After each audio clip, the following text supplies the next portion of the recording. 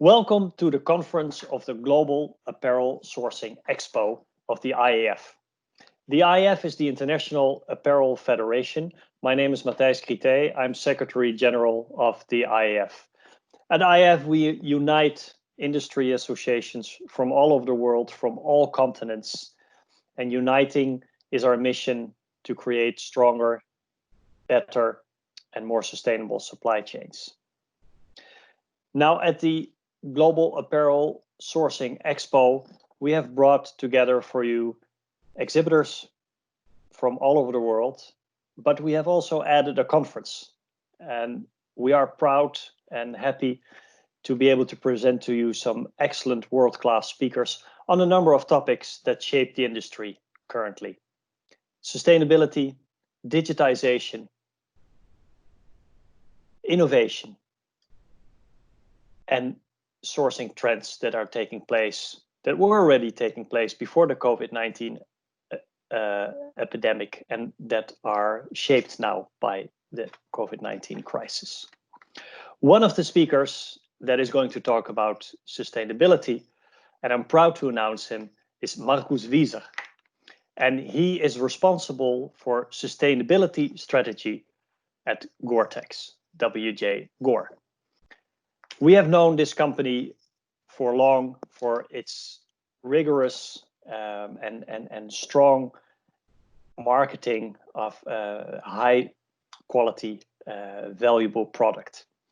They are known for being the gold standard in waterproof, in breathability, and in windproof. And this is a very interesting topic to combine with the sustainability, with especially durability of clothing. So now it is my pleasure to give the word to Markus Wieser.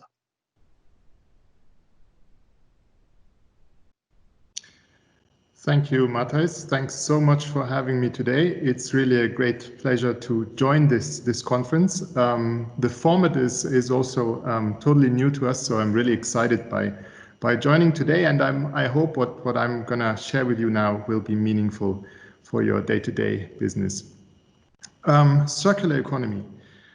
If done right, this might provide for a potential path to a more resilient and sustainable future. Matthijs, please move us to the first slide. Matthijs, could you please move us on to the first slide? Yes, there we go. Thank you so much. Let's have a look first at one of the key issues we are confronted with in the apparel industry, and for which many look to circular economy as a potential solution. What used to be 2 seasons a couple of years ago, represented by the red line in the graph here, you had a spring-summer season and an autumn-winter season, has evolved into any number of seasons in a year.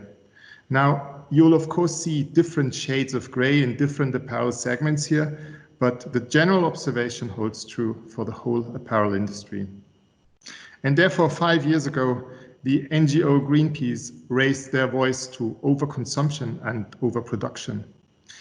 They say, and this is represented in the graph on the right-hand side, that revenue generated from selling apparel has roughly doubled from 2000 to 2015, proportionate to the amount of material put on the market to the pieces of clothing produced, which have also doubled in the same period of time.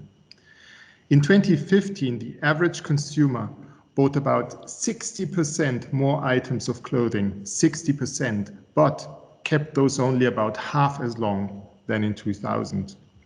This is obviously to do with trends that come and go much faster than in the past. Maybe I should say that we as an industry also make come and go much faster than in the past. But this is also to do with lower quality and less durable product we as an industry have been supplying. And you'll find good evidence for this on second-hand markets, for instance, second-hand clothing markets. These businesses have often been operating at capacity over the past years, and recyclers are telling us that quality garments on which their business models really rely on, because those are the garments that they can sell on, that those quality garments have constantly been on the decline. So here's what's wrong about our perception of circular economy in our view. if circularity is meant to keep all those mini seasons going without any further adjustments, just now, if you want in a somehow circular model, we'll be frantically spinning many cycles, but our footprint, our toll on the planet will keep growing. Circular economy, of course, is a great concept to begin with, but if applied in the wrong way and for the wrong reasons, it will make us perpetuate what today already is a flawed model for the global apparel industry. And as an industry, we are in this all together. Also in Gore, we need to, and we are critically assessing our reason to be and our key business strategies. So what appears to me in this situation as great guidance is reminding ourselves, reminding myself of what we are really good at, our core beliefs, and how these can be woven into circular economy thinking. And maybe the core belief in Gore, and actually many of the brand partners we work with, has always been making great high quality products. And I tell you, this is really where our journey started, long before we thought about go-to-market strategies and pricing strategies. This is really in our DNA. And combine this with circular economy and you'll arrive right here, right?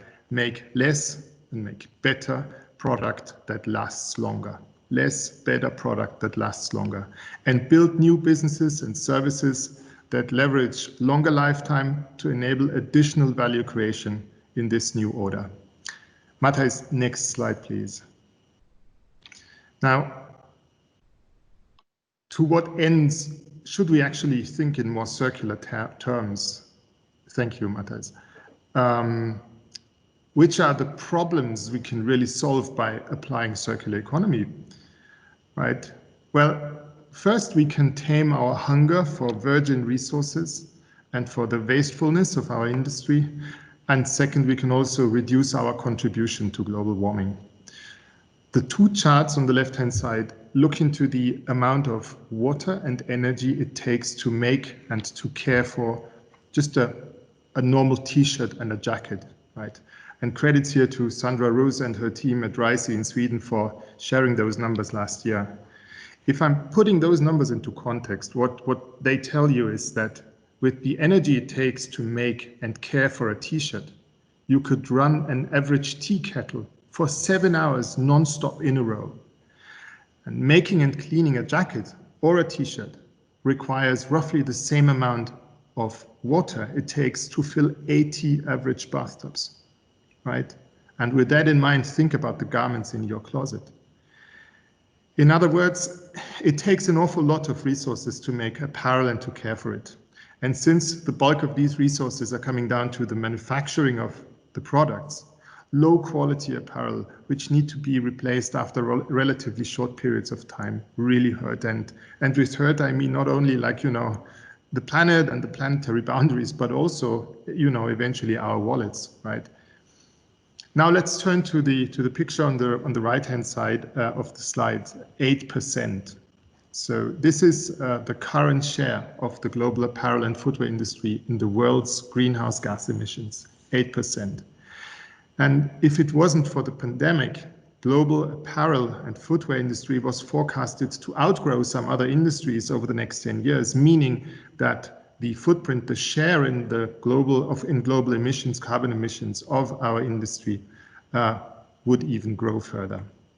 So clearly, and this is, I think, the bottom line here, there is a job we have to do and we can't just continue as is. Matthijs, next slide, please. So the next slide is going to speak to what actually we do in Gore about it.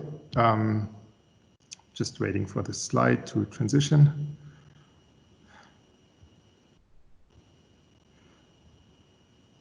Thank you. So we believe that circular economy thinking can help to deploy advanced raw materials and make our products perform even longer.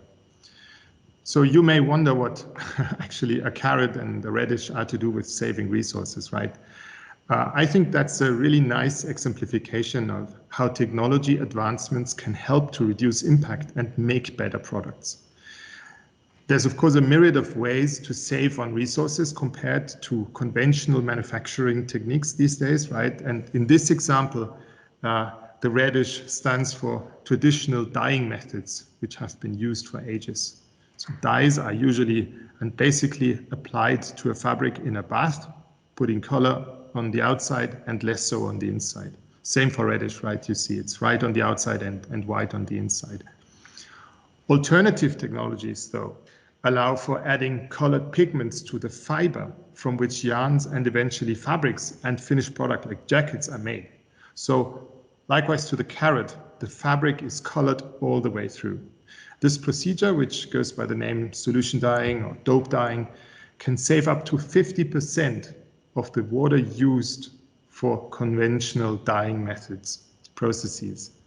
And the side benefit of this is that the colors are much more resistant to fading, so you even get a performance upgrade for this. And this is just one example in many that's illustrating how advanced technology can help us save on resources. The key element in here really for us, and we also believe for the broader industry, as said before, is to make less and make better products and build new businesses and service around these products that enable value creation in this new order. Well, it's as simple as that, right? A long-lasting product does not need to be replaced as often as a short-lived one. And while, this is absolutely not rocket science and this is known to many, this is really and absolutely putting the model most of the apparel industry was running on prior to Corona into question, which was make more lower quality and hence cheaper product at the expense not only of the environment and the planet, but also of the people working in textile value chains. I should say we've of course had some glitches over time in the many years of our existence with regards to quality. I would also say it is fair that GORE-TEX products have by and large been known for decades for uncompromised quality, which you see embodied in our logo in the promise to keep you dry, which is basically a guarantee sort of over the whole product lifetime. So on the right-hand side, you see our logo, and there you see the guarantee to keep you dry, which has been a key visual element and actually a statement in that logo since 1989. It's based on rigorous testing at every stage of the process, from initial lab innovation to demanding real-world situations, including material and systems tests, human performance testing, extensive field testing. There is a countless number of forces impacting the performance of apparel and footwear over time. And it's always been our ambition to understand these forces and really make great, durably performing products we can be proud of. Be it, for instance, gear for those whose lives depend on adequate protection, such as firefighters, or apparel for the most extreme conditions in the outdoors. If I'm wrapping this slide up, I'd say, the longer it lasts, the better for the environment, and pair this idea with advanced materials, and you'll really be able to unleash the power of circular economy. Matthias, please move us on to the next slide. Thank you. This nicely ties into reducing our contribution to global warming, which is actually the other key global challenge that circular economy approaches can help us to come to terms with. Of course, first you need to measure your greenhouse gas emissions, which we did using common science-based guidance and methodology. And based on this pretty solid data-driven foundation, we set ambitious science-based reduction goals for 2030 and 2050. So we really feel this is sort of a good representation of our fair share, and we are also hoping that this provides guidance and inspiration to others in the industry. So what are the goals? It's first, by 2030, we aim to reduce absolute carbon emissions originating in Gore's manufacturing sites and offices by 60%, the so-called scope 1 and 2 emissions.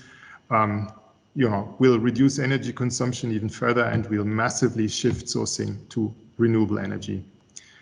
And also by 2030, we aim to reduce product-related emissions by an absolute 35% compared to our baseline year 2016. And those emissions are usually referred to as scope 3.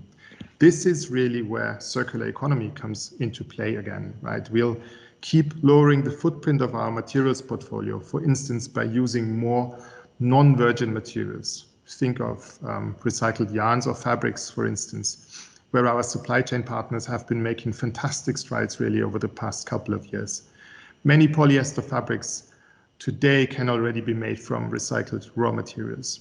Longer lasting and higher performing nylons are a little bit harder to do today, but we believe we'll get there over time together with our partners. Or think about bio-based synthetic materials, such as polyamides, nylons made from castor bean, resinous oil, or, in a couple of years, maybe even materials that can capture atmospheric carbon dioxide. And this really is a good segue then into our long-term vision, the third pillar in our goal. We want to achieve carbon neutrality by 2050. Matthijs, last slide, please. So trying to wrap this up, right? If there is one common condition that likely every speaker, most of the speakers in this conference will reference, it is COVID-19. Nobody would have ever believed just 6 months ago the magnitude of the catastrophe this pandemic has brought on society. But, and this is probably the positive outlook in this, the positive piece, many observers also consider COVID-19 a catalyst for indispensable change, which is required for our industry in many different ways. I certainly absolutely not want to belittle that the pandemic has caused and is still causing and will cause suffering to many. And there have been and still are uncounted human tragedies, and not even mentioning the hardship this will cause for many people losing their jobs, right? And from a business point of view, I think there's issues which probably have already been identified as potential threats have materialized and have turned into reality like overnight. It is absolutely clear that cash in these times is king, and funding to invest into future opportunities will be constrained for potentially quite a little while. Many businesses need to, same here in Gore, adjust their business models, investments, and workforce to the ongoing crisis situation. But with all this in mind, we should strive to leverage the unprecedented crisis to invest into a future that is more resilient and that does not take a long-term unsustainable toll on the planet we live on and on society. Really now, it is now that it is time to take the right decisions. Circularity exists at many different levels, and I think it's our challenge to identify those that provide the highest environmental benefit, and we need to support those on all stages of the textile value chain. What circularity really means to me is that we need to evolve our business models so that we decouple revenue and profit from raw material consumption. Think about this, decoupling revenue and profit from raw material consumption. What would this mean to your business? There's great examples in our industry, in the apparel industry. On the downstream side, there's exciting developments around re-commerce, resale, rental models, which are in essence looking to prolong and capitalize on the lifetime of apparel that is already in the market, right? And then on the material upstream side, there's also fascinating cases around turning used garments into renewed and redesigned high street fashion at scale, right? High street fashion. So this is already happening today. And then just think about the billions of government money currently pouring into the markets. Why not tie these funds more to an ambition and inspiring environmental and social improvements in our value chains? For instance, inject more money only into businesses that commit to lowering their carbon footprint as measured by standard methods by, let's say, 30% by 2025, right? Or encourage consumer brands and personal protective equipment makers to take back products at their end of life, as is already the case in the consumer electronics industry in Europe, right? Or why not link economic stimuli to products and solutions that provide for superior longevity in comparison to average benchmark products? I think, there's so many ideas we could probably look into more these days. Let me close by saying that these are, without any doubt, very challenging, if not the most challenging times many of us have ever witnessed, and both in business and in our families at home, right? But I also sincerely and really believe that this is a unique opportunity to to ask the right questions and to take the right decisions to make our businesses more resilient and more sustainable in the long run. Thank you for your attention. Back to you, Matthijs. Yes. Mr. Wieser, thank you so much for this really inspiring presentation, truly inspiring presentation. We have heard not only an analysis of the problem, but you have also ventured into some very good solutions involving the industry itself, government, leveraging the situation as you say. So I think people listening to this are lucky. It will inspire them to think how in their business these solutions can work and how they can indeed engage with and contribute to overall industry solutions.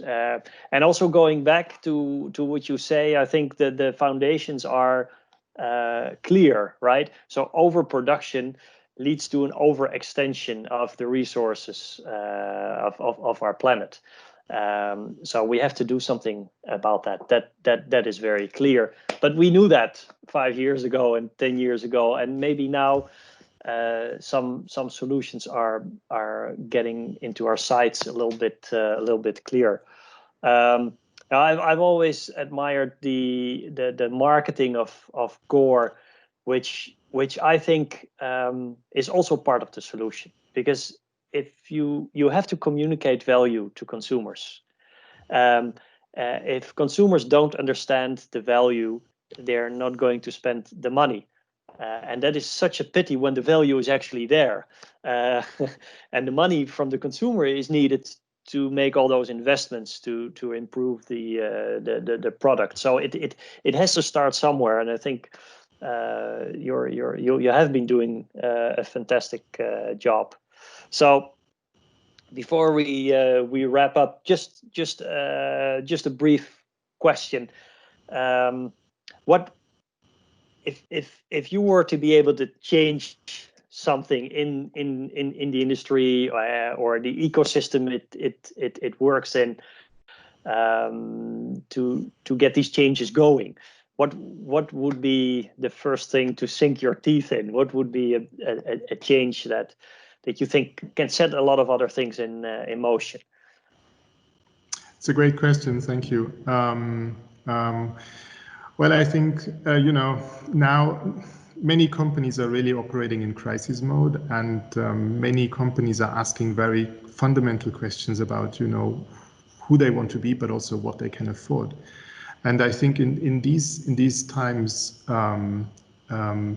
governmental money, to put it that way, subsidies, can have a lot more impact than in usual business times. So I would really welcome if, for instance, the rescue package that is provided by the EU Commission would be tied to some challenging, ambitious standards, but also inspiring standards that sort of set the direction for industry, and that help all of us, right? And I'm looking at myself too, that understand that this is really real, right? So I think that sort of setting the right direction is something I would love to see more. And then there's of course many bits and pieces. I think we need to develop methods to measure impact with the same sort of methodology, everybody to measure with the same stick. There is great efforts underway there. A lot more transparency, right, with regards to environmental impact. And again, I think this is something that could be greatly supported by the European Union. Yeah, I like that. Very clear vision. And well, we know these things are sometimes already happening, but now we can put more energy, focus, and really urgency into all of this. Companies have to take decisions like every day now, right? I see this happening in Gore. I see this happening in many brands we work with. And now that we're taking these decisions, I think we really have to ask the right questions. And everybody that can support asking the right questions is sort of highly welcome, I would say. Yeah. Well, thank you very much for that guidance as well. Time for us to close. I wish you all the best in these challenging times with Gore, but I'm sure you do well. Thank you very much. Thank you, Markus. Thanks for your time.